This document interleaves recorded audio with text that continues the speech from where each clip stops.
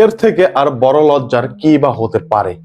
Pakistani living legend শহীদ আফ্রিদি, যিনি সারা বিশ্বে famous cricketer, যার নাম এখনো রয়েছে, তিনি একজন লিজেন্ড। সো তিনি সরাসরি বাংলাদেশ ক্রিকেট বোর্ড প্রধান ফারুক আহমেদকে ইমেল করেছেন তার পাওনা টাকা পাওয়ার জন্য। এই ঘটনাটা অলরেডি হয়তো অনেকেই আংশিক শুনে ফেলেছেন, বাট পুরোটা বুঝেননি। এই ভিডিওটা দেখেন তাহলে বুঝতে পারবেন ঘটনাটা আসলে কি ঘটেছে শহীদ আফ্রিদির সাথে। এবারের বিপিএল এ চট্টগ্রাম কিংস শহীদ আফ্রিদিকে তাদের দলের মেন্টর এবং ব্র্যান্ড অ্যাম্বাসিডর হিসেবে নিয়োগ দিয়েছিলেন এবং তার সাথে চুক্তি হয়েছিল $1,00,000।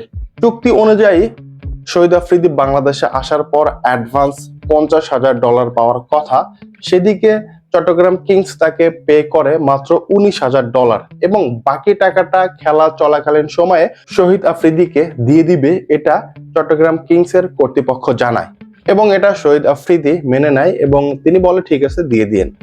বাট ঘটনাটা ঘটে যখন শহীদ আফ্রিদি দেশে ফেরার জন্য 7 দিনের ছুটি চায় চট্টগ্রাম কিংসের কাছ থেকে এবং কর্তৃপক্ষ তার ছুটি মঞ্জুর করে। ছুটি মঞ্জুর করার ফলে শহীদ আফ্রিদি 7 দিনের জন্য দেশে ফিরে যায়। শহীদ আফ্রিদি যখন দেশে যায় তখন চট্টগ্রাম কিংসের খেলা ছিল না, এই জন্য তিনি আসলে ছুটিটা চেয়েছিলেন এবং তার ব্যক্তিগত কারণেই তিনি দেশে ফিরে যান এবং 7 দিন পর যখন তিনি ফিরবেন তখন চট্টগ্রাম কিংসের পক্ষ থেকে তার জন্য কোনো এয়ার টিকিট পাঠানো হয়নি এবং শহীদ আফ্রিদি তাদের সাথে যোগাযোগ করার চেষ্টা করলেও চট্টগ্রাম কিংস তার সাথে কোনো রকম কোনো যোগাযোগ রাখেনি।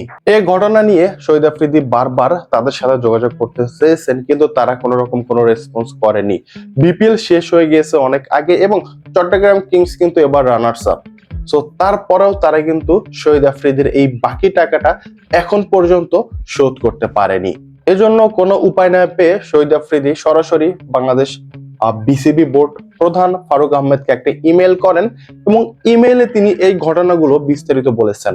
শহীদ আফ্রিদি বাংলাদেশ বিসিবি বোর্ড প্রধানের হস্তক্ষেপ চায় যাতে তার পাওনা টাকাটা চট্টগ্রাম কিংস দিয়ে দেয় এবং তিনি আরো জানিয়েছেন এই ঘটনার সমাধান যদি বিসিবি বোর্ড প্রধান করতে না পারে এবং তিনি যদি তার পাওনা আরো $81,000 না পায়, তাহলে শহীদ আফ্রিদি সরাসরি তাদের দেশের প্রধানমন্ত্রী এবং বাংলাদেশের প্রধান উপদেষ্টাকে ইমেল করবেন এ ব্যাপারে হস্তক্ষেপ করার জন্য। সো বুঝতে পারছেন আমাদের বাংলাদেশের ক্রিকেটের আর সম্মানের কি বা বাকি থাকে। অলরেডি এই ইস্যুটা জাতীয় পর্যায়ে চলে গেছে, অনেক টিভি চ্যানেল নিউজ পেপার কিন্তু নিউজ করছে, আর এটা সময় লাগবে না, খুব কম সময় দেখবেন ইন্টারন্যাশনালি একটা নিউজ হয়ে যাবে এবং আমাদের ক্রিকেটের সামান্য পরিমাণ সম্মানও কিন্তু তখন থাকবে না। বিপিএল শুরুর পর থেকে নানা রকম কন্ট্রোভার্সি দেখা যায় বিভিন্ন দলের মধ্যে, যেমনটা রাজশাহীর মধ্যে দেখা যায় তারা তাদের প্লেয়ারদের টাকা পে করতে পারছেন না।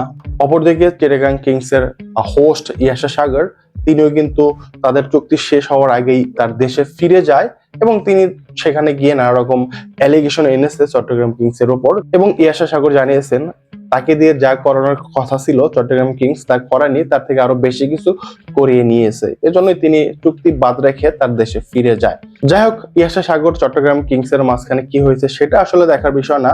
এখানে আপনাকে বুঝতে হবে ইয়াশা সাগর আর পাকিস্তানি লিভিং লিজেন্ড শহীদ আফ্রিদির বিষয়টা কিন্তু এক না, তারা কিন্তু দুজন সমান না। আপনি কিন্তু তাদের দুজনকে একই পাল্লায় মাপতে পারবেন না। অবশ্যই চট্টগ্রাম কিংস কর্তৃপক্ষের উচিত ছিল এই বিষয়টা শহীদ আফ্রিদির সাথে বসে মিটমাট করার, যাতে এভাবে নিউজ পোর্টালে বা নিউজ মিডিয়াতে ডিসক্লোজ না হয়। বাট এখন যে পরিস্থিতি, এখনো যদি বিসিবি বোর্ড প্রধান এই সমস্যাটার সমাধান না করতে পারে, বিষয়টা কিন্তু আরো জটিল পর্যায়ে চলে যাবে।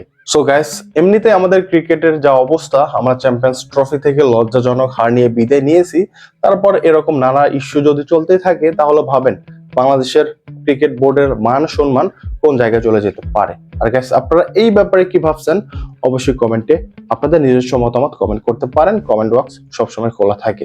তো ভিডিও পর্যন্তই, ধন্যবাদ সবাইকে।